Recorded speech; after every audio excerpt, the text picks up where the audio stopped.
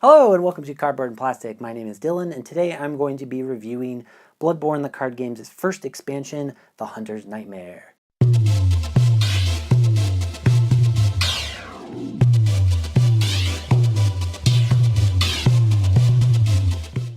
The Hunter's Nightmare is a pretty small expansion. It does add a lot of cards to the game, but none of them really drastically changed the game. For the most part, this expansion just adds varieties. You get a bunch of new final bosses, a bunch of new monsters, and a bunch of new bosses, and a bunch of weapons as well.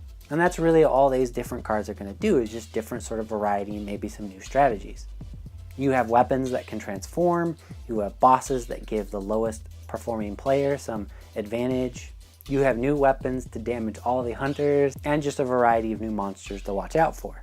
That right there and all those cards covers probably about 70% of this expansion.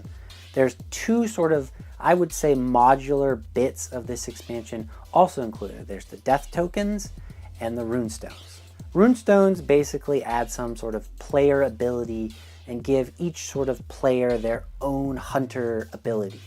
Most of the abilities kind of are positives and negatives to them, but they kind of give you your own unique strategy. The death tokens, on the other hand, make death much more painful than previously. Now, not only do you lose your banked echoes, but your trophy count starts to go down.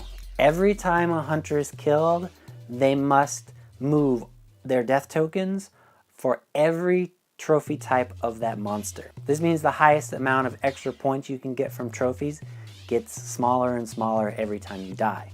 You can even go all the way down to 0. Now, everything in this expansion doesn't really drastically change the game. Yes, death is more punishing and thus the game is slightly harder, but it doesn't really drastically change the way the game is played. And on top of that, you can also choose whether you really want to include some of the expansion stuff or not. So if you were looking to expand Bloodborne the card game, basically give yourself twice the amount of variety as is what's in the base set, well then you might as well get this expansion because that's what this is going to do. You're going to have tons of new monsters, tons of new weapons that you'll start seeing crop up, different sort of strategies, and double the amount of final bosses. So there's just a lot more variety than there was previously. Best of all, the expansion's priced pretty reasonably. It's about $15.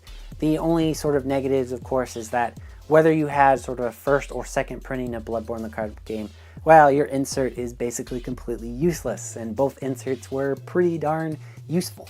So now you're going to have to figure out a new way to store everything, at least in one box.